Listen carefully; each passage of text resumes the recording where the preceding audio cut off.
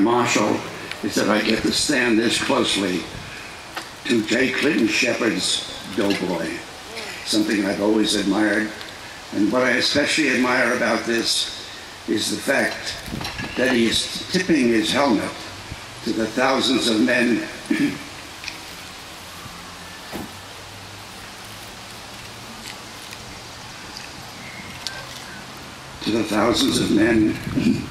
who went to France and never returned.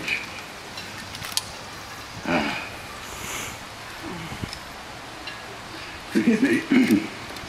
I dreaded this, but it came to pass. I had a lot to dread. In any case, let me tell you that this monument stood for 20 years on the Boston Post Road, just about opposite where the Torno Lumber Company is. It was on the green there. And then some years ago, 20 years ago as a matter of fact, it was decided to move it to a happier place, which they had. And here it is. I often visit this because it's so beautifully done, and it's so meaningful. And I find something new and different about it every time I come, park the car and walk over here. And I've done this in the winter and in the summer too, and it changes. I suggest that one day you try it.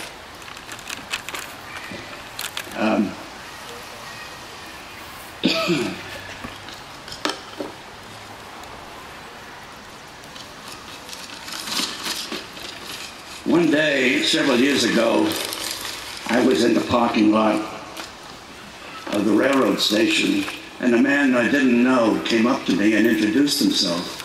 And he said he was part of a committee that chose the Grand Marshals for this parade. And he suggested, or he told me that I was on a list of several people, and said that he hoped that I would stay on the list. And I said, no, I have to say no to that. And he said, why would you? You know, that's an honor. Nobody's ever said no to it.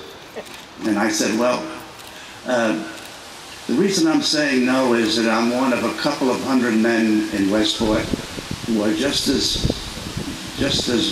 likely to have earned this as I am, and perhaps more so. So I'm just going to say no. And he said, well, do you think you'd ever change your mind? And I said, try me when I'm in my 80s. And so I have been in my 80s and then some for some time. And then this time it came up again. And by now, I was not going to say no anymore. Yeah.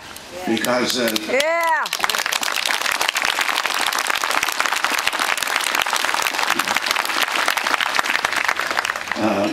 Because in the words of September song, the days dwindle down to a precious few. And so I beat the system.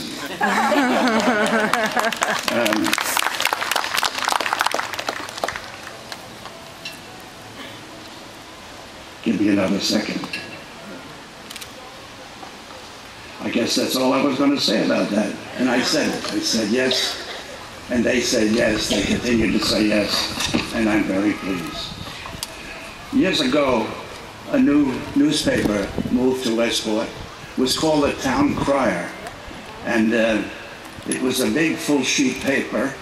The whole thing was typed. There were no artwork and no photographs in it in the beginning.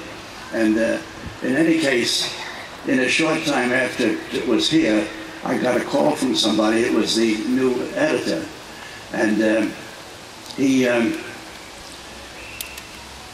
explained to me when I went down to his office, which used to be a little bit of office, a little office next to where the movie theater was. And he explained that we need the paper, the pages needed some black in them, and that since I did cartoons, that somebody had suggested to try me. So he said, so I'm doing that. And so he said, but I have to tell you, I have a very small budget. It's not very much money. I said, you know, everybody says that to me. That's the opening line anybody I ever went to for work. And it comes out that way. And so anyway, I started, and for the first 4 weeks, I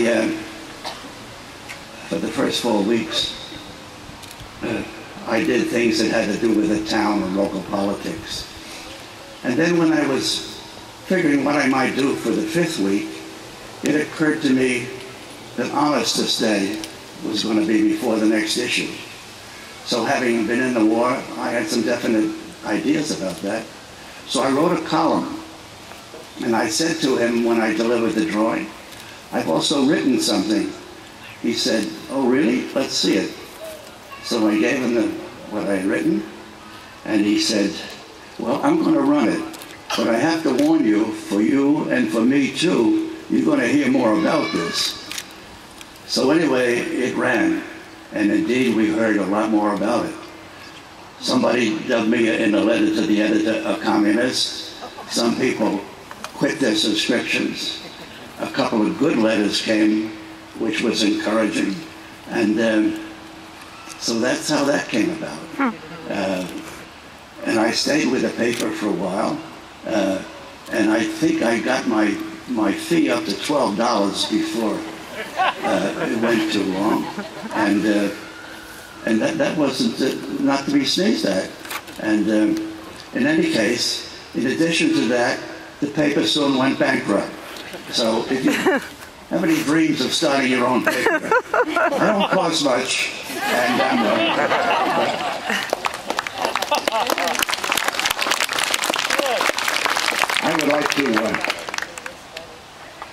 I would like to read just one paragraph of the column I wrote. That'll be enough to let you know what I meant. Happy Armistice Day. May it be clear and bright and fine with not a cloud in the sky. It wouldn't be right to have rain. So many mothers and fathers and wives are planning this day to go to the docks to reclaim a box of bones that once belonged to them.